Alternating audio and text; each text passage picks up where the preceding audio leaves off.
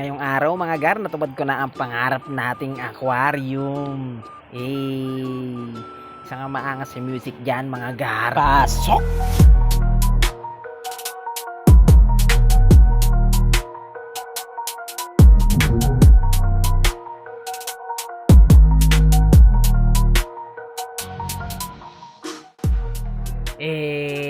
Napakaangas. So paano guys? Tara!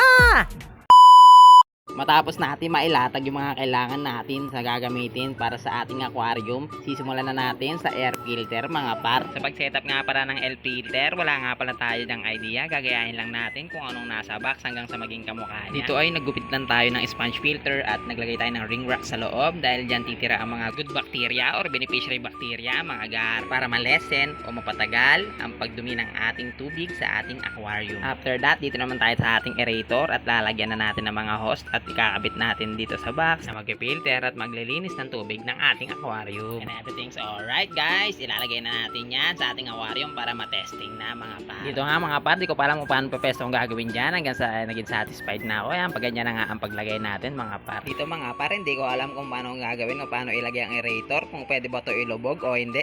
Kaya guys, binalikan ko yung box at titingnan ko muna at nag-research ako sa YouTube kung pwede ba ito ilubog o hindi. Nagdadalawang isip pa ako dyan mga par. At buti na lang sumilip si Inday Garutay sa ating video kaya alam ko na kung anong gagawin. At nang makumpirma ko na pwede itong ilubog sa tubig, agad-agad ko na kinaukaw ang aerator at nilagay sa ilalim ng tubig mga par. Hindi daw ito masisira mga par. Waterproof daw kasi ito. After nga natin mailagay at maikabit ang aerator, agad-agad ko na sinaksak para matesting kung gumagana ba. Aking nga pinagmasdan na mga ilang segundo kung may sira ba o may depekto ba ang ating air filter mga par. At dahil all goods naman ang lahat, ayos na yan. Susunod na natin ang ilaw mga par. Sa pagkabit nga ng ilaw mga gar, madali lang yan. Ididikit mo lang yung magsisilbing pandikit niya para kumapit siya sa glass. Dahil waterproof yan mga gar, kahit saan parte ng aquarium yung nilagay, ayos lang.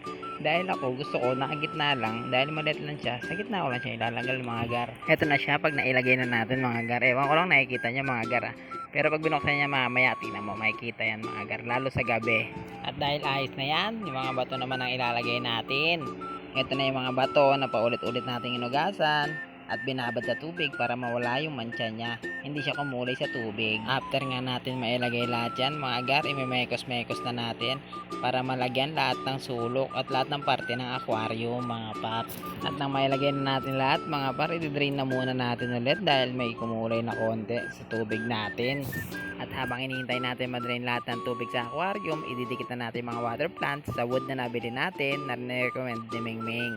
Ayan po yung mga water plants na ididikit natin sa wood na ito mga par. Sa pagdikit naman ng halaman sa kahoy, gumamit tayo ng glue na nabili natin sa shop na nirecommend ng bantay sa atin mga par. After natin madikit lahat ng halaman mga par, nilagay natin sa aquarium at tinubigan na natin yung aquarium na drain natin kanina. At syempre tulad ng sinabi ko sa part 1, stock water ang gagamitin natin mga par para hindi ma-water shock yung mga isda na ilalagay natin dito. Sa paglagay ng tubig, gumamit lang tayo pampalutang at doon natin ibinubuhos ang tubig para hindi masira yung ating ginawa. At nang biglang tumawag si Pari Jigs dahil dumating na yung mga order na tela, kaya agad-agad natin tinulungan para ibaba yung mga tela na in-order. Sa sobrang dami nga ay nakaraming balik nga kami para lang maubos at maibaba lahat yan mga par. Maibaba na nga lahat par, ganito na siya karami o diba? Halos na puno na yung kalahati ng bahay niya. Char! After that, tinuloy na natin ginagawa. At napuno na nga natin yung aquarium natin. Ito na nga siya sa malayuan. Napakaganda talaga mga par. Isda na lang ang kulang, kompleto na. Grabe, hanggang sa malapitan, napakaganda niya tingnan mga par. Nilagay na nga rin pala natin mga natira nating rings dahil din naman na natin mga gamit lahat yan para hindi masayang. After that, alam niya na walang iba.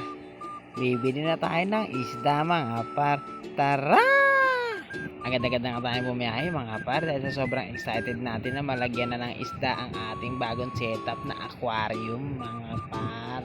Shoutout daw pala sa mga gusto magpa-shoutout kay Inday Garutay. Ayan na siya mga paro.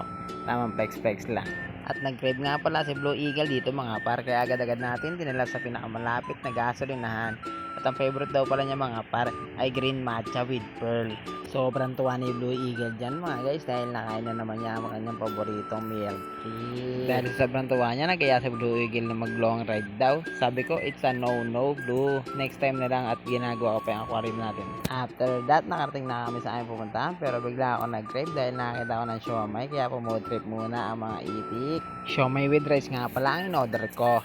At si Inday Garutay, siomay lang. Masarap to guys kasi homemade tong siomay na to at malalaki to, hindi tulad ng mga ordinary na siomay. At wala na nga intro, bakbak lang ng bakbak, Papa Jason. After mag-food trip, dumiretso na nga kami sa pet shop. Dito lang naman yan, katabi ng aming kinainan, kaya hindi naman kalayuan. Buti na lang at bukas pa sila dahil ginabi na tayo sa pag-ayos ng ating aquarium, mga par. At malayo pa lang, nakangiti na si kuya dahil alam niya na kung ano ang bibiling ko dyan. At ito guys, may mapili na si Inday Garutay ng mga kulay na isda na aalagaan namin. 6 na glowfish at 4 na maliliit na mga kulay na isda at isang janitor fish nga pala ang binili namin mga par. After nga ng mga babangulihan mga par, sa wakas na plastic na mga par.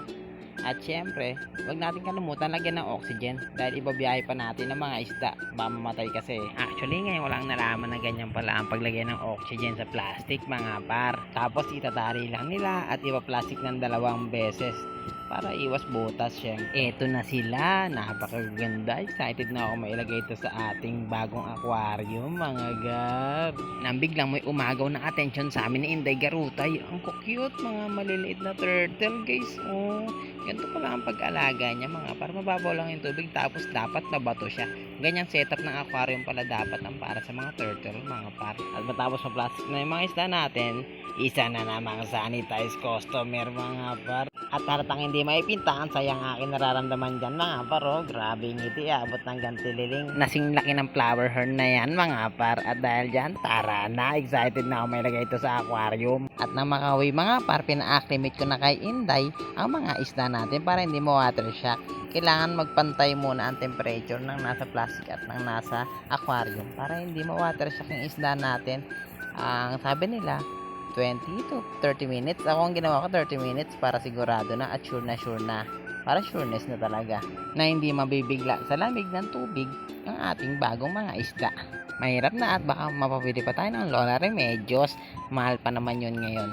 Char! At ayan na nga ay tsura ng ating mga isda na gustong kumawala sa plastic. Wait lang kayo mga gar, di kayo pwedeng pakawalan pa eh. Baka mawater siya kayo. Diyan muna kayo ng mga ilang minuto. Para sa inyo din naman yan mga baby ko. Kaya dyan muna kayo ng 30 minuto. At makalipas nga po ang 30 minuto, inuna na natin ang ating janitor fish mga par. At syempre, tapos isusunod na natin yung mga maliliit. At ang panguli, ang ating glowfish mga par. Ayan, nalalangoy na sila mga par. Kompleto na. Ang ganda na ng ating aquarium mga par. Napaka-satisfying mga par. Ang sarap sa piling. Hindi ko lubos ma-imagine ang aking isipan na magagawa ko ito mga par. Maraming salamat sa inyong lahat. Big shoutout sa inyo mga gar. Maraming salamat sa inyong pag-follow, pag-like, pag-share, pag-comment ng aking mga video mga gar. At syempre ang pinakauli sa last, Kuya Joey Mansion Molina. Belated happy birthday nga pala sa'yo gar. I love you. Kita-kits soon. So paano mga gar, maraming salamat sa panonood. Hanggang sa muli. Paalam!